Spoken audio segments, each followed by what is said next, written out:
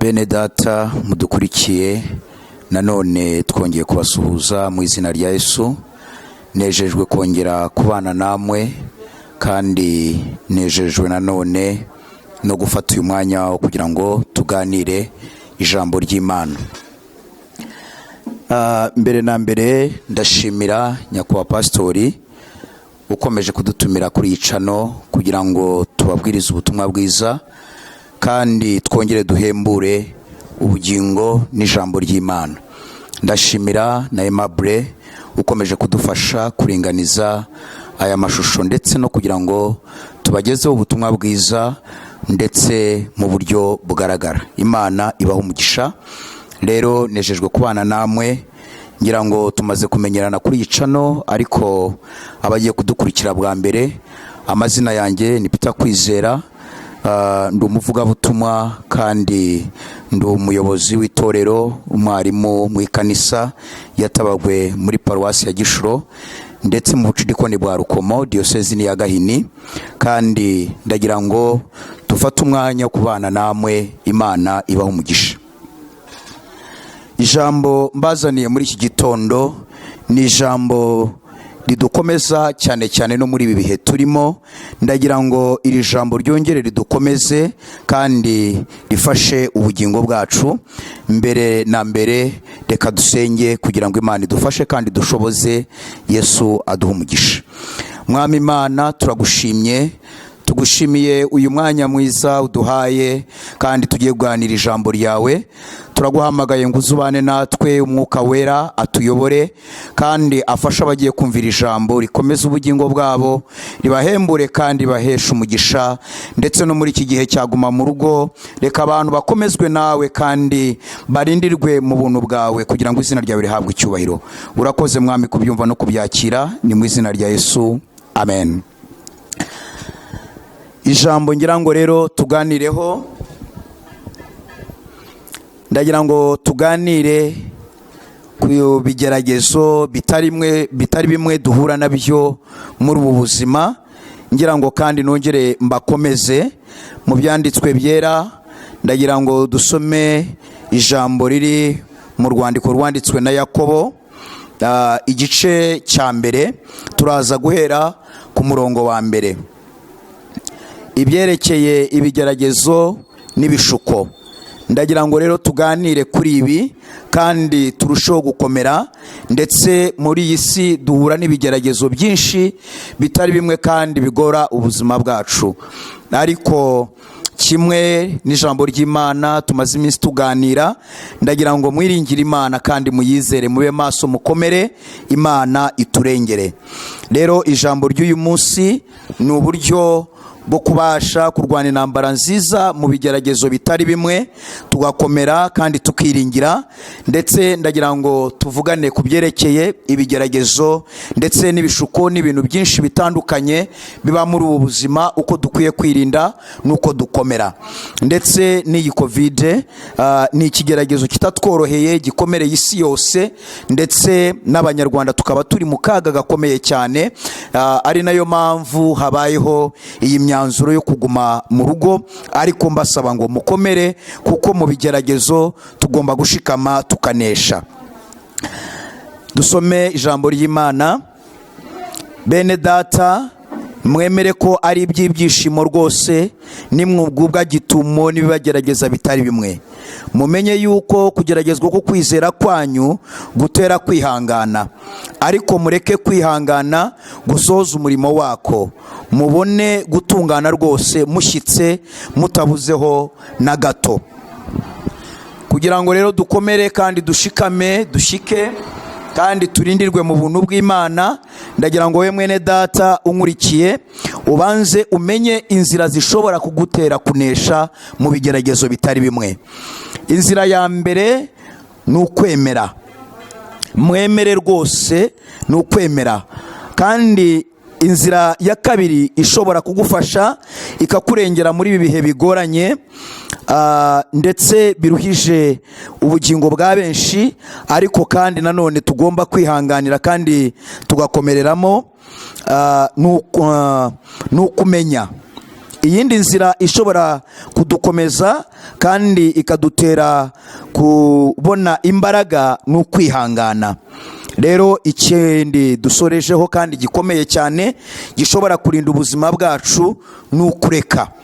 rero bene data, mwemere rwose, ntabwo byoroshye, ariko mwemere ko ari iby'ibyishimo nimugubwa gitumo n'ibibagerageza. ndagira ngo tuvugane kuri iri jambo ryo kwemera mu bigeragezo kandi tugakomera. abantu benshi bajya bakunda kunanirwa kubera kutemera ibibabaho. umuntu akaba mu buzima akavuga ati ibi sinejejwe nabyo, simbyemeye. ariko iyo wemeye ukavuga uti iyabimaye iyandemye ni nayo itumye ibibimbaho, bishobora kukurinda kandi bikagukomeza. naguha urugero mu ijambo ry'Imana ku mugaragu w'Imana Yobu. icyatumye anesha nuko yemeye ibigeragezo, arihangana, arakomera, aravuga ati iyabimaye ni nayo ibyishubije. mu makuba, mu bigeragezo, abana bamushizeho, imitungo imushizeho, ahuye n'ibigeragezo bitandukanye, yakomejwe no kwemera. yemera yuko Imana ishobora kumuha kandi ikanamwaka. aravuga ati iyabimaye ni nayo ibyishubije kandi ni nayo izongera ikandengera.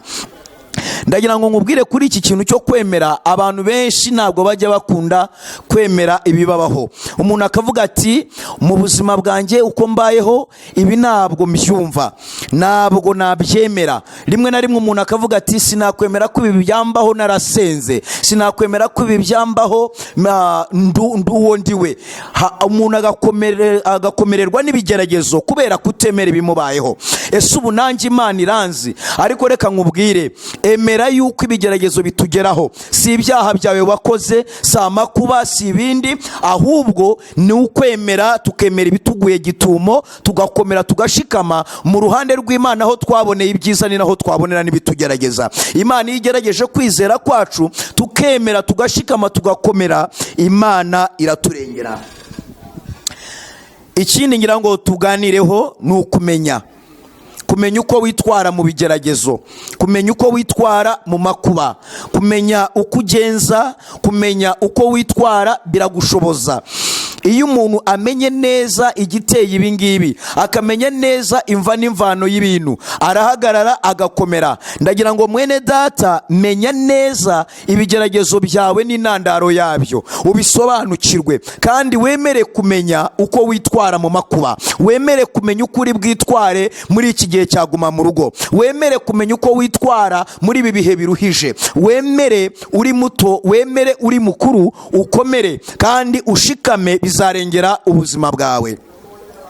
ahubwo kenshi na kenshi duhura n'ibitugerageza, ariko nitumenye biraterwa n'iki, nitumenye biraturuka hehe, nitumenye birava hehe. rero kenshi hari ikintu kidukomerera kumenya. iyo rero abantu b'Imana bari mu ijambo ry'Imana, basoma ijambo ry'Imana, bagira amahirwe yo kumenya ibigeragezo ko ari ngombwa, bajya bagira amahirwe yo kumenya ko amakuba afite uko aza, kandi bakamenya ko ibi tubyigiramo byinshi. umuntu rero utamenya ngo amenye aho ibigeragezo bye bituruka, amenye uko yitwara mu bigeragezo, amenye uko yitwara mu ngorane, ajya ahahamuka akajya kure. umugaragu w'Imana rero abonye ibigeragezo byabaga ku ntumwa, abonye uko batotezwaga, abonye intambara, abonye amakuba, abonye imihate n'imiruho byo muri ubu buzima, aravuga ati mumenye rwose kandi musobanukirwe ko biri ngombwa kutubaho nk'abantu, ariko tukarindwa n'Imana, tukarindwa n'iyaturemye ikaturengera, izina ryayo rigahabwa icyubahiro. ndagira ngo kandi nanone tuvuge kuri iri jambo ryo kwihangana. rimwe na rimwe ibi bigeragezo duhura nabyo, hari igihe tubiterwa n'inshuti zacu, tukabiterwa n'abavandimwe, ukabona biturutse aho utatekerezaga. rimwe na rimwe ukabona ibi bigeragezo bitugora biturutse ku mubiri wawe, biturutse mu ntekerezo zawe, ubundi nawe ukabigiramo uruhare. ariko ndagira ngo nkwinginge mwene data, usobanukirwe iki kintu. hagomba kubaho kwihangana, ukihanganira mwene so, ukihangana muri byose, ukihangana muri aya makuba. hari umuja w'Imana, urugero nshobora guha mu ijambo ry'Imana, bita Hana.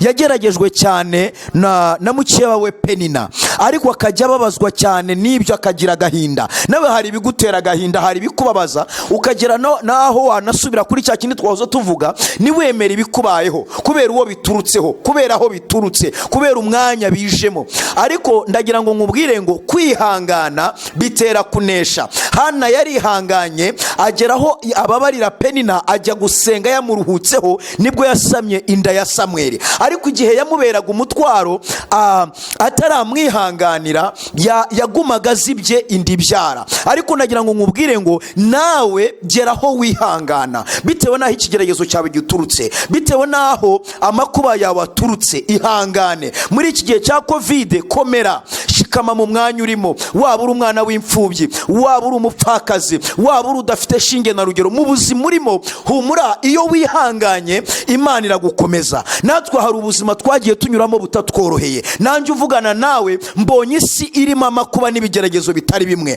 ariko nshobojwe no kwihangana. Mwene data, ndakomeye, ndihanganye, birangije birandengera, bifite uko bimfashije. Imana yacu ihabwa icyubahiro. Tugana ku musozo rero, ndagira ngo ukurikire nanone ikindi kintu cyagufasha ni ukureka. Kureka rero nanone ndagira ngo tukivugeho, bizagufasha mu bigeragezo. Hari ibintu byinshi mu makuba umuntu avuga ati reka nshakira aha amaronko. Waba uri umwana w'imfubyi ugahura n'ibishuko, ugahura n'ibikugerageza, ugahura na ba sugar daddy, ugahura na ba sugar mami, ugahura n'ibigeragezo bitari bimwe. Waba uri umukene ukagenda uhura na byinshi mu nzego, mu buyobozi, ukagenda ufite ibintu byinshi wangiza, ufite abo wicira imirimo. Ndagira ngo nkubwire ngo turiza hamwe, wemere, ureke bigenda uko Imana ibishaka. Naguha urugero mu ijambo ry'Imana. Yesu Kristo igihe kimwe abwira se, ageragejwe ahuye n'ibikomeye, agiye gutangwa na Yuda umwe mu ntumwa ze. Arangije ahuye n'ibigeragezo bikomeye cyane, abonye bimugoye, abwira intumwa nabo bari bari kumwe ati ndumva umutima unaniwe, mfite agahinda kenda kunyica. Baragenda bajya i Getsemani. Yesu atangira gusenga avuga ati Data, umutima urakunze ariko umubiri uranze, niba ngombwa iki gikombe cy'indenge. Akomeza guhendahenda, ariko nagira ngo nguhe urugero rwiza rwatumye anesha ku musaraba, agahabwa imbaraga na marayika wari uvuye mu ijuru. Nuko yaretse ubushake bwa se, aravuga ati Data, biba uko ushaka niba uko nshaka. Izo mbaraga zaje kuri we kubera kureka, bikaba uko Imana ibishaka. Ndagira ngo nawe ugire ibyo ureka. Reka ibyo byose ubiharira Imana, ubwo buzima bwawe buharira Imana, iyo mibereho yawe yiharira Imana. Uranesha mu bigeragezo bitari bimwe, uratsinda muri iyi Covid, uraza gukomera rwose, ntabwo uri bwandavure. Muri iyi si duhuye n'ibigeragezo bitari bimwe, tugenda tubirenga kubera imbabazi z'Imana, ariko iyo tureke ubushake bw'Imana bugakora, Imana iraturinda. Shoje rero nkubwira ngo icyambere mu bigeragezo bitari bimwe, ndagira ngo mwemere rwose kandi mugire ibyishimo mu makuba no mu bigeragezo. Ndagira ngo kandi ikindi mumenye rwose uko mwakwitwara, mumenye uko mwagenda. Ikindi kintu gikomeye cyane, ndagira ngo mwihangane kandi mukomere, muhumure rwose, Yesu ari kumwe natwe. Ikindi ndagira ngo mureke ubushake bw'Imana butegeke ku buzima bwacu. Narakizwa, naramenya uyu murongo w'iyobokamana, ubuzima bwanjye bwari habi, narishwe n'agahinda, mfite ubuzima bungoye, ndagenda nshoka mu biyobyabwenge, ubuzima burangora. Ariko uyu munsi maze gukomera, maze kumenya, nemeye, ngize uko nitwara, urabona Yesu angiriye neza kandi mfite amatsiko, ndahumurijwe. Yesu abagire neza, kadusenge. Data, turagushimye, tugushimiye uyu mwanya, tugushimiye ijambo ryiza uduhaye, tugushimiye inkomezi uduhaye. Rero komeza ubwoko bwawe kandi ubarinde, wowe waturemye ukadushyiraho, uzadushoboza muri byose. Kandi Mwami, twiringiye kuri kumwe natwe, ni mu izina rya Yesu, amen.